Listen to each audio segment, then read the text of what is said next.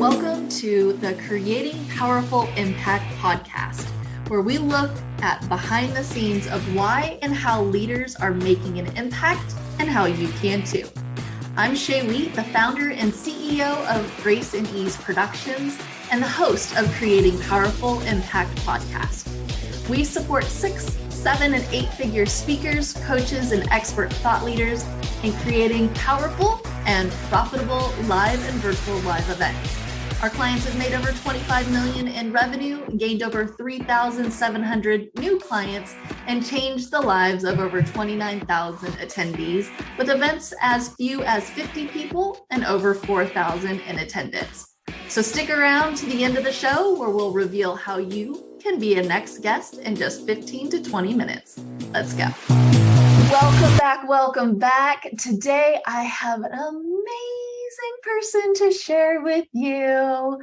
She has actually been named one of the top 10 most inspiring women leaders of 2022.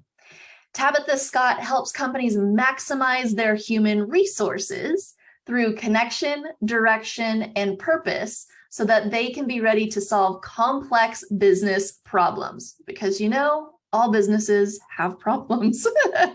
However, with Tabitha, she's had over 20 years experience leading corporate innovation and sustainability. Her current purpose, however, is helping leaders identify and tap into their personal and organizational potential. Please help me welcome to the stage, Tabitha Scott. Hey, Tabitha. Yay! It's so fun to be here. Thanks for having me, Shay. Absolutely. So we have a lot to talk about and dive into. I love the fact that you are doing work right now that is supporting people and leaders like our listeners here of what's going on, not only personally, but professionally.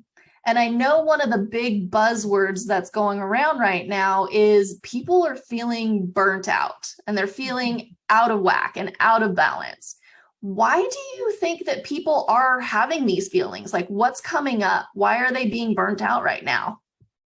Yeah, Shay, it's interesting because I have this unique lens of having both the electrical engineering background as well as human biofield studies and studying how humans get into action. And because all living things and organizations themselves are made of energy at their core, then we follow the laws of physics and bioscience with how we feel inside. That sounds a little abstract. So I'll give you an example. When someone calls you and you see the phone and you get that feeling like, oh, no, not them, not that person again. I am not picking, like you have a certain feeling, a certain vibe, and that's a low vibe. And low vibes are things like fear and uncertainty. And if you think about the last couple of years with COVID, with the political unrest, with all of the things that have been going on in our society, it's all around us. We're swimming in it. Right. And so you have to acknowledge we as human beings have to keep a balance at all times. It's that homeostasis, right? It's that yin and the yang. It is. And when that's out of balance, you can hear that in our language. People will say, I feel off balance, or something's tugging at me. I don't know what it is.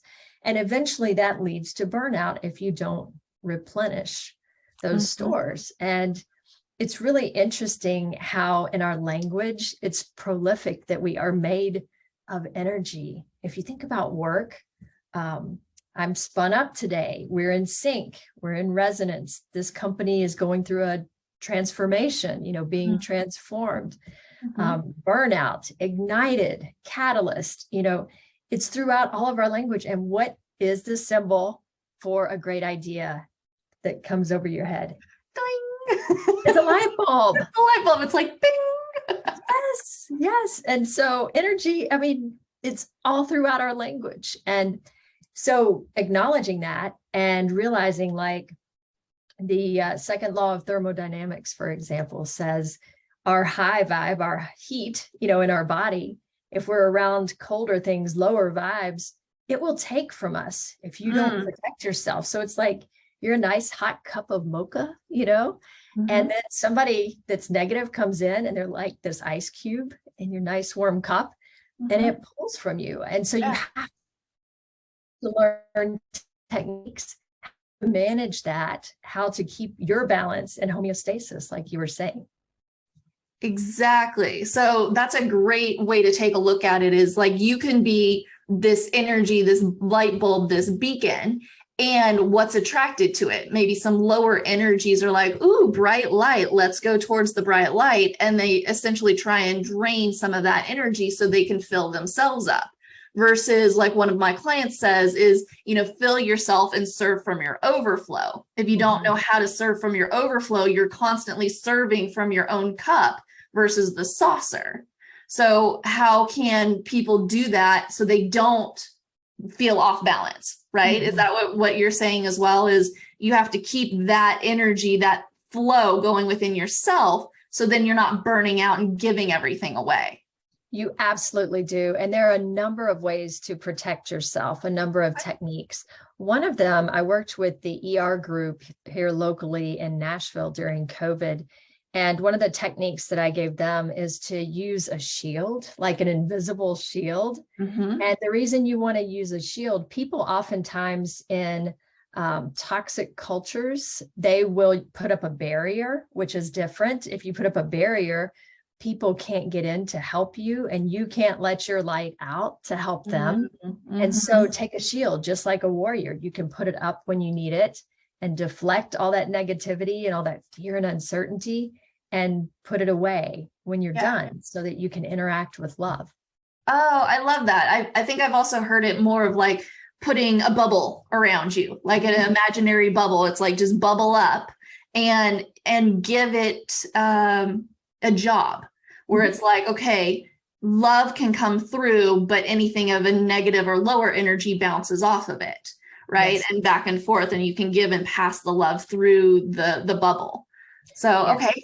Beautiful. That is the exact same concept. Just be sure that you can take your bubble down when you're done, poke a hole in it and take it back down, because those energetic bubbles, they're real. Whatever you create with the mind, it manifests in your body and in your actions and words. It's so interesting. If you go back to, 500 BC is when the yogis first started writing about the 7 primary energy centers in the body, the chakras. Right. And if you overlay them with Maslow's hierarchy of needs, they basically cover the same content. Your lower chakras are your safety needs. As you go up, it's your love and belonging.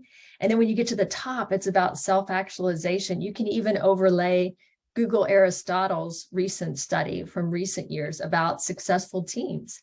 And they need psychological safety, they need belonging, and they need trust, in each other. So it's fascinating that you can take any model in the world of any type, and it's dealing with the surface and actions and results.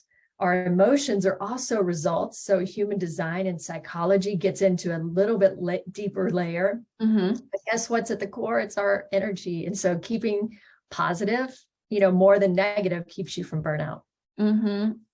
I've looked at both of them separately, right? The chakras, the energetic side, and then, the hierarchy, but I've never actually thought about overlaying them. That was just like a huge aha for me, Tabitha. Thank you for that. Yay, you're welcome. You're welcome. It's one of the concepts that I'm writing about now in my second book, which will be on human dynamics. I'm so excited. That's fascinating to me. I don't know why. Of course, it totally makes sense. And everything is energy, but I know for a lot of my energetic clients and a lot of our listeners, they probably have done the same thing, kept them separate, like I just did in my own brain. I mean, I'm also a Reiki master, so I play with both. And actually putting them on top of each other was just like, oh, duh. Yeah, that makes sense, because everything is intertwined. It's just how we're presenting the information, right? So you want to talk about some dynamics in the workplace, like energy judo, and give us some how-tos and some tips that we can take away right now. Let's talk about how to deal with that cranky person at work that wants to attack in meetings, or that doesn't understand and just is barking at you and or accusing you of something. If negative energy is coming right at you, you can feel it, right? But it's not like in the physical world, you can see someone getting ready to swing a baseball bat at you, but you can't see that, but you can sure feel how it hurts and it feels coming at you. Well, our tendency, because in energy, the third law of motion says equal and opposite reaction. If something's coming at you and hits you, you want to react back. You want to defend yourself. You want to maybe pick a fight. You want to put them in their place. But what that does is it uses your energy. So you're giving away positivity. And it doesn't go anywhere because it's equal and opposite. So your energy is getting stopped, right? What you can do is a little energetic judo and ask them a question. It's so hard to get in this habit because your feistiness is going to be, pricking up at that moment when somebody's being obnoxious to you, or if somebody posts something on social media that's ugly about you, you're immediately going to want to defend. But if you can teach yourself to just take a quick breath and ask a question, what it does is it's like in judo, where it uses their momentum against them in a different direction. You're taking that momentum, and instead of pushing it back, which is what they're expecting, you're asking a question. And what that question is going to do, their mind has to go to a completely different place. And so it can't stay in that place of negativity. Now it's going to a place of creativity. They don't live on the same place in Maslow's hierarchy, right? Right. And so they're going to respond from a different place. And in a worst case scenario, it buys you some time to compose yourself. And think right. And actually breathe a little bit. So you're like doing the how do you say it? Judo. You're doing the judo, and you're like, okay, here, and coming back with the question while you're kind of going and breathing and what's happening and responding back. So would you say that this also would work for our listeners that are leaders, that have teams, that are looking to scale, and one of their, employees or 1099 ends up coming to them and they're like, rah, and it's like, get curious about it. And it's like, okay, what's coming up? Why, what's going on with you right now? Instead of pushing back on them right away. Absolutely. Let's say they attacked you. You were not at our meeting. You haven't shown up. You haven't been there for me. I'm thinking about busy entrepreneurs can't be everywhere at all times. And so maybe someone is attacking them. You don't care. You didn't respond. And immediately you want to say, yes, I do. I'm giving everything for this company. You want to go there. But if you can pause and say, that's really interesting, practice some kind of phrase like, that is really interesting, that you can say authentically. Are there some suggestions that you could make that would help people understand that I'm present? Or could you define for me what success looks like about showing up and being present? Can you help me understand that? And now it flips their entire being to thinking about, what does success look like? And they have to start thinking in a completely different way. Right. And then it also enrolls them in the solution. It's like, you said you wanted to have this done by a certain deadline, but I'm waiting on you to give me the final approval, and I can't move forward until I get that. And it's like, okay, great. What kind of systems can we put into place so I can get back to you? What are your thoughts and ideas around that? And flip it back and enroll them into the solution creation. Absolutely. And if someone in another situation, sometimes we can't say anything back. Maybe a colleague told us something that we shouldn't know, or, they told us in confidence. And so you can't really use that technique. So instead of absorbing it, or just, putting up your shield and having it kind of deflected around you, you can return to sender.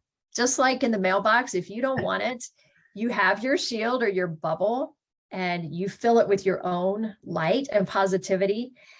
And you just politely say, I appreciate you sending me what you sent me. I acknowledge that you sent it, but I'm choosing to return that to sender. So it's going to bounce off and come right back to you, whatever ugly thing you said. And it's for you to sit in. If you feel ugly, you sit in that crankiness, but I'm choosing to just return to sender, not to respond. And it's their own energy that gets in their way and not yours. You're not expending any energy. You're not just letting it go. You're saying, I choose to return to sender. Yeah, I love this. So, I mean, obviously this didn't just get put into your lap. Something happened in your journey to allow you to really start to dive into these different pieces. Can you speak a little into what transpired for you? What was going on with you before having these aha moments in the work that you're doing now? It was a culmination of a lot of years of leading innovation and change. And through that process, I learned that you can have the greatest idea in the world. And if people don't adopt it, if the behavior doesn't change, it doesn't get implemented. And so I started studying a lot about human dynamics, human behavior change. And at the same time, one of our investment firms, I was responsible for doing green renewable energy assets. And so I was building solar, looking at waste to energy, looking at wind energy. And so I received my energy engineering credentials just so that I could understand more about those investments. Once I learned that, and I was all in with behavior change and adding momentum to ideas, I was like, holy cow, these things go exactly the same. I had the light bulb moment over my head. Yeah. And then the more I started testing it, like companies often make a mistake by saying, I want to hear from you. Give me your big ideas. And they think they're doing a great thing by getting everyone's ideas about everything. Yeah. But what happens if it doesn't align with leadership's goals, it ends up not getting implemented. The person that submits the idea feels worse. Right. The leaders don't implement it. They don't have time or budget, and you get that equal and opposite reaction. Where if you can create the connection first, how does this connect to what we're doing? With electricity, you got to plug the lamp in before the light can come on. Yeah. Connection is number one. It has to be relevant. Malcolm Gladwell's work around that is brilliant with The Tipping Point and some other books he's written. So connection and then directing it where you want to go. So instead say, I would love your big ideas around cost reduction in the office. And the more specific. Yeah. Giving them that aisleway, that runway of like big ideas around this certain topic this way. Right. And when you did that with your hands just now, where you took them from wide to narrow, that's the Venturi effect. And what happens when you narrow something, the substance going through it speeds up. And so in physics, you're going to get more throughput. You're going to get more ideas. You're going to get more traction. And those ideas are adding momentum to a direction you're already going. And the bigger the idea, the bigger the mass of the idea, the more powerful that change becomes over time. That's awesome. That's really fascinating. Oh my gosh. So we've just been vibing and gelling, and I know we kind of have to geek out for hours. We can geek out forever on this because it's just so fascinating. Both sides of my brain are going, the energetic side and the science side, and how they all fitting together, and how all of these different silos that we end up learning and reading books on and doing research around, and personal development and human design and all of it all really fits together.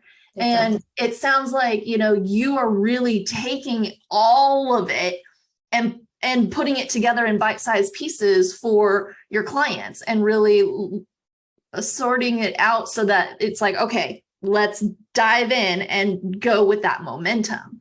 I know that you have one book on its way out, but one already done. Can you speak a little bit towards, what your book is, the Trust Your Animal Instincts, and how that really can support people?